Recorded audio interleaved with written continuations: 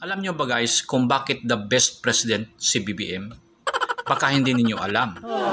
The best president ang ating president ngayon kasi sa hirap ng buhay ngayon, sa mahal ng mga bilihin ngayon at walang ginawang aksyon, nakuha pang umupo sa golden chair. O, tingnan ninyo. 'Di ba? Chill-chill lang ang ating leader kahit ang daming problema sa bansa, sa kahirapan at hindi ginawa ng aksyon.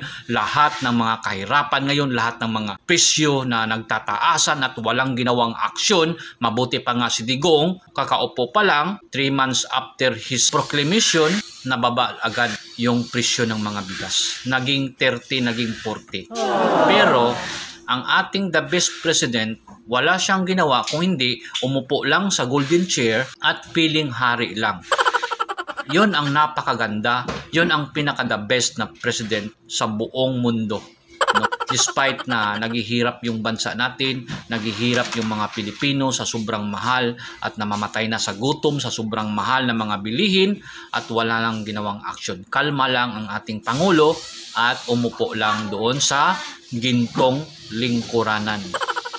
Yan po ang the best. At hindi nagpatinag at hindi nagpadala sa kahirapan ng bansa. Yon ang the best. Chill-chill lang tayo guys. Sila lang nakakain ng masarap. Yung mga Pilipino na mamatay na sa gutom, okay lang. Kalma lang kayo. Dahil yan ang the best president.